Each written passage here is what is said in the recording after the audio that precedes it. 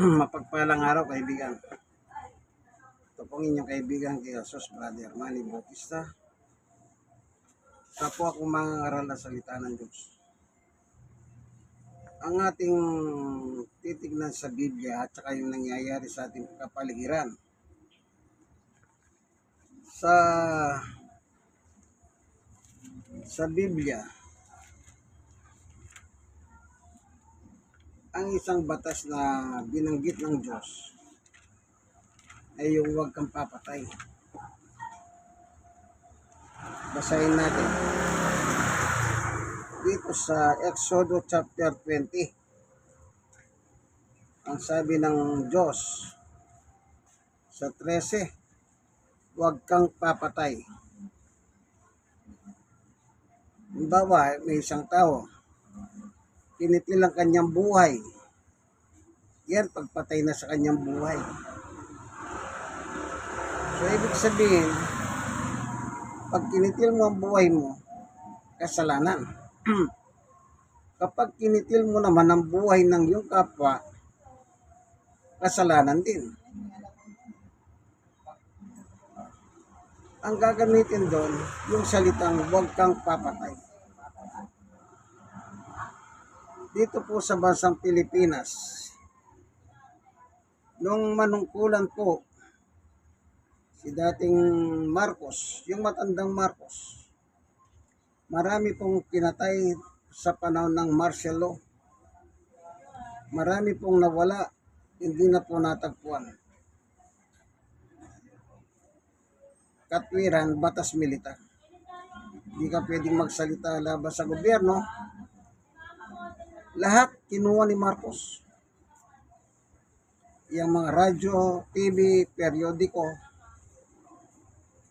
wala kang maririnig kundi yung balita patungkol lang sa kabutihan ni Marcos. Hanggang dumating na po yung sukdulan, nagalit ng taong bayan.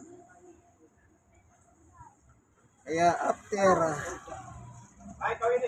na siya ay makapanungkulan ng 20 anyos, nasa 21 years na siya noon, nagkaroon ng people's power. Nagaklas na po ang mamamayang Pilipino. Sa dahilang hindi na po nila matagalan ang pamumuno ni Marcos under martial law. Ibig sabihin ng martial law, batas militar. Lahat ito. Isa lang ang mandar. Kung ano ang utos ni Marcos, yan po ang nasusunod. Kaya maraming namatay, nawala, injustice, ika nga, injustice.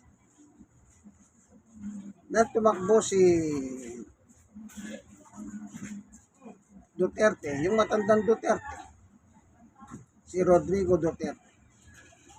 Ang idolo niya, si matandang Marcos, idol niya yun. Kinokopya niya. Wala nga batas militar, pero ang ginawa naman ni matandang Duterte, nilabag niya ang human right. Walang korte. Wala.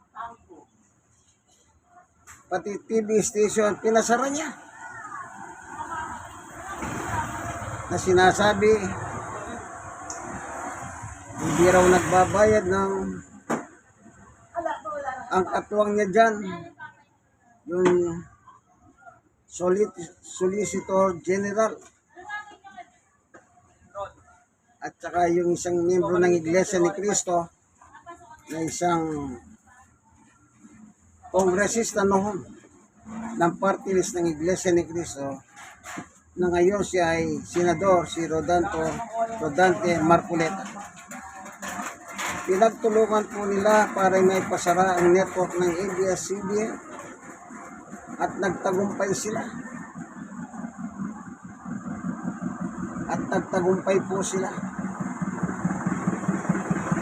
Nawala ng franchise. At ang franchise po ng ABS-CBN binigay kay Manny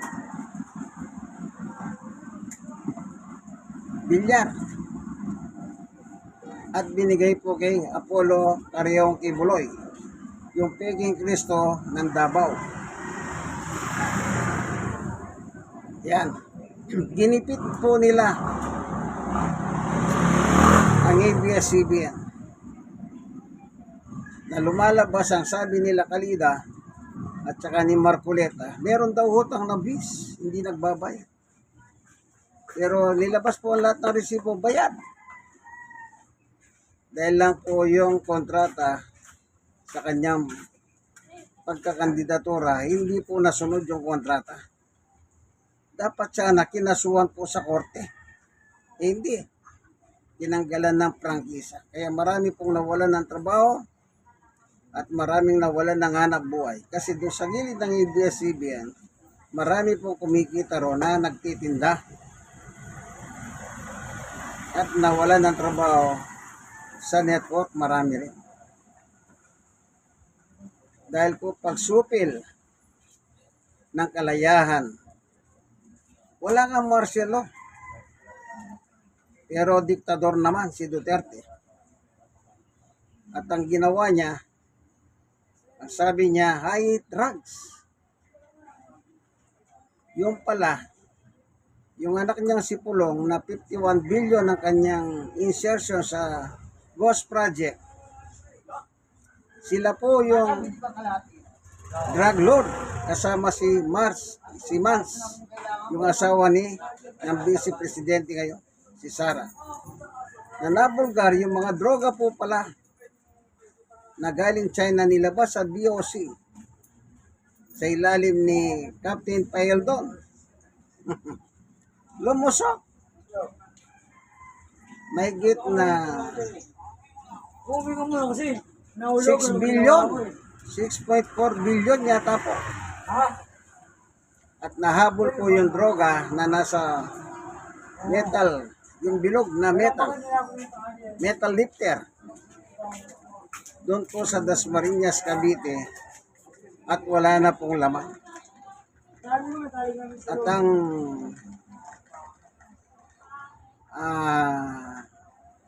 ano bang tawag doon sa mga anti-drugs? Si General Aquino na sinabi na yun, wala na laman. At yung droga ay nasa kalsada na, sabi niya. So ginawa ni Duterte, tinanggal siya. Nilipat po sa airport yun sa Clark. Kasi hindi niya mahatim yung nangyari. Yan. Yan, dalawang presidente na yan. Pareho silang mamamatay tao. At magnanakaw. Ang sabi ng Biblia, Exodo chapter 20, verse 15, huwag kang magnanakaw. Si Duterte nga, inamin niya nga sa social media. Marami akong ninakaw, sabi niya, pero ngayon ubos na. Pero si Marcos, hindi umamin sa pagnanakaw. Pero inatulan ng Sandigan Bayan, si Mrs. Marcos, ng pagnanakaw, 3 beses, 3 counts.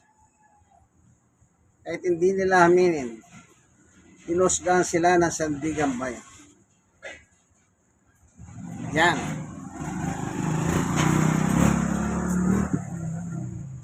Alam niyo po, wala kasi silang takot sa Diyos. Ang gusto nila, silang masunod, hindi ang Diyos.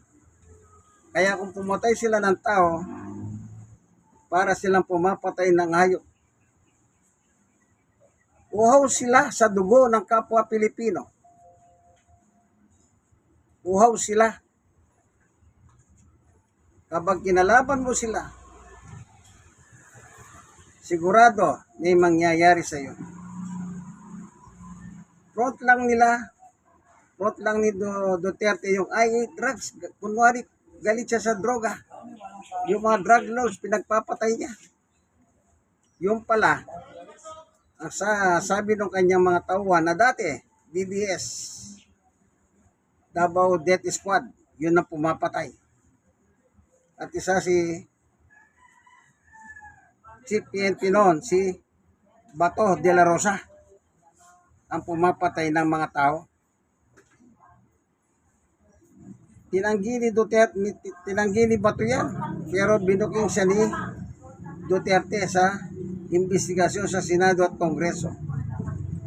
Sabi niya, yan Senador Bato na yan, DDS yan. Ibig sabihin ng DDS, Davao Death Squad. At inamin naman ni Duterte yung pagpatay sa Davao. Kaya yung idolo niya, si Matandang Marcos, sinusunod niya ang pattern. Bagamat walang martial law, pero nilabag niya lahat ang batas. Sinupil niya ang mga korte. Hindi ka pwedeng magreklamo kung network ka. Sigurado may paglalagyan ka. Nilabag nila ang batas ng Diyos at ang batas ng human right. Napakasamang kasaysayan sa Pilipinas. Kaya sabi nila, pinaka-worst na presidente si Duterte. Sa loob lamang ng 6 na taon. Samantalang si Marcos, 20 years plus nang manungkulan siya. 21 na ng People's Power siya. Ayon kay Philippine National Police, ang pinatay ni Duterte, nasa 30,000 or more. Isipin nyo pa na yung datos nando sa Philippine National Police. Ngayon, nang tumakbo si Sara at saka si Bongbong, ang kanilang team, Unitive. Hindi pa nagtatagal, si Marcos sa Malacanang gusto nang agawin ni Duterte, ni Matandang Duterte, ang Malacanang kay Bongbong. Rally dito, may isog dito, may isog doon. Ngayon, yung sa kalagitnaan ng pamumuno ni Bongbong Marcos, lumitaw ang mga kabulukan sa panahon ni Duterte, ang pagnanakaw sa pamamagitan ng flood control project, na lahat ng involved ay mga Duterte salays. Duterte salay. Baha dito, baha doon. Ibinulgar ng Diyos ang kanilang kawalangan, ang pagnanakaw sa mga project ng DPWH. At yan napanood sa investigasyon sa Blue Ribbon Committee. Noong una, ang Blue Ribbon si Marcoleta. Yan po ay isang iglesia ni Cristo. Ang iglesia ni Cristo ay tinatag ni Yumao Felix Manalo Isagon, na isang antikristo at kampon ni Satanas.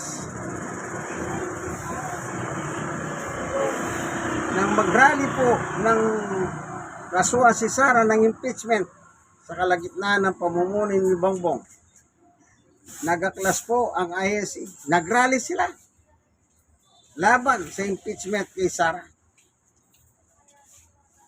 Ayaw nilang mawala si Sara. Kahit na hindi niya kayang ipaliwanag saan napunta yung pera ng taong bayan. Kung saan napunta yung 125 million na nahubos lamang sa loob ng 11 araw ayon sa COA. At inimbestigahan yung 2 babaeng staff ni Sara sa kakasinungaling sa investigasyon. Kanda sakit sila, kanda hospital sila. Talagang na-hospital na, ayaw pa nilang magtapat. Ganon na lang kanilang pagtatakip sa kanilang buhon na si Sara.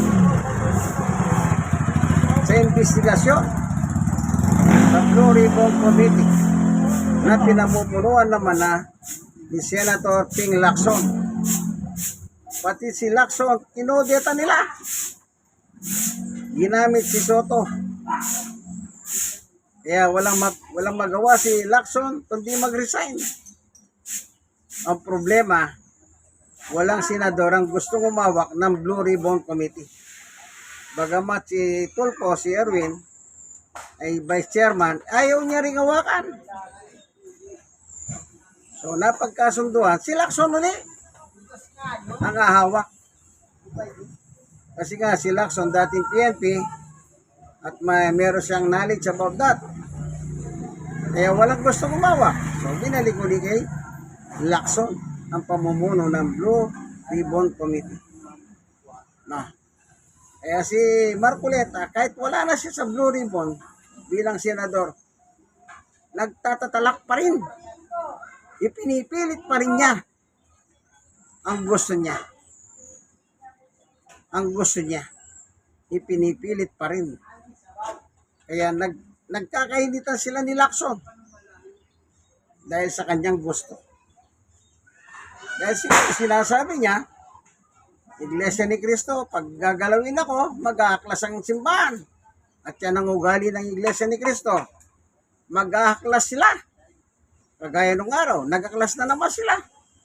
Dahil na-involve ang kanilang mga senador na dinala. Involved sila sa flood control project. Nakapagtataka simbahan ang kinakampihan magnanakaw at pumapatay ng tao. Na tayong magawa eh. Kasi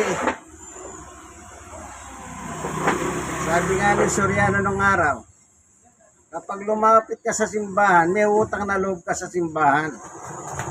Yung mga politiko, lumalapit sila sa Iglesia ni Cristo, kasi nga yung style ng Iglesia ni Cristo, yung black voting.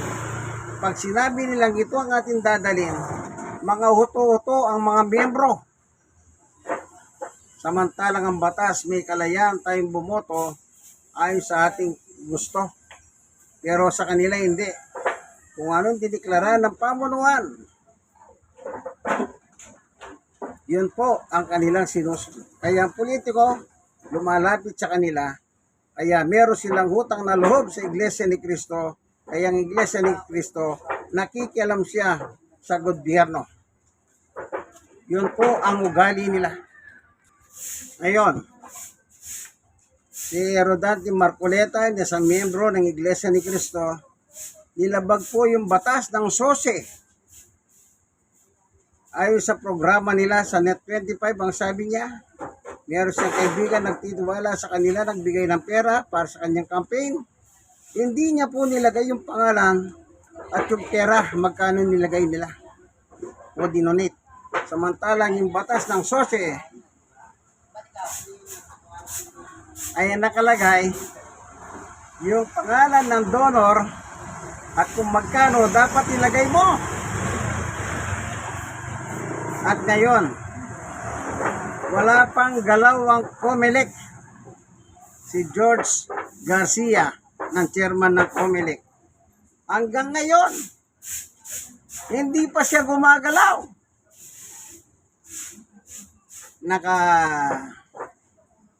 Nakapanghihinayan. Imbis na yung taong bayan po ang paglingkuran nila, ang pinaglilingkuran nila ay ilan lamang. Sipin nyo, senador ang pinaglilingkuran, si Duterte. Hindi yung taong bayan. Korte Suprema, hindi ang taong bayan ang pinaglilingkuran. Si Duterte. Pakialamero sila. Si Chis Escudero. Imbis taong bayan ang paglingkuran, ang pinaglingkuran niya, si Duterte.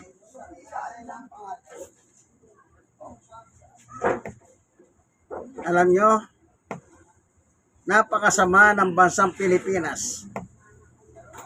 Ngayon si Duterte nandun sa ICC, nakakulong na. Kasi doon po nagreklamo yung biktima. Kasi nung nagreklamo sila dito, wala po silang justisyang nakuha. Ibig ko sabihin, hindi po umusad ang kaso sa ilalim ni Duterteng matanda na palamura. Pati Diyos pinura. Ang sabi niya sa Diyos, putang ina. Stupid God. Pati yung pagpapako sa cross ni Jesus, ang sabi ni Duterte, ang Diyos nyo, pinako nyo. Putang ina. Pati yung Santo Papa ng Katoliko, si Pope Francis nang bumisita si Rito, minura niya. Pati yung presidente ng Amerika, si yung may team, American, African, minura niya rin. Eh ngayon nakakulong. Yung Peke Cristo, nakakulong. Si Kibulok sa Pasig. Alam nyo, ang Pilipinas sa buong bansa, mabaho po ang Pilipinas. Dahil sa hewan. Kaya kay Duterte, walang gustong kumuha kay Duterte sa ICC. Gusto sanang palabasin ng ICC nun sa release eh. Walang bansang gustong kumuha. Ayan, kaya nakakulong siya. Sana po manalangin tayo sa susunod na halalan, mamili kayo ng nararapat. Ito po ang inyong kaibigan kay Jesus, Brother Manny Bautista. Hanggang dito na lamang ang ating munting video. Ang gamit natin, poemen, ang Biblia ng mga pastor. God bless us all. Bye!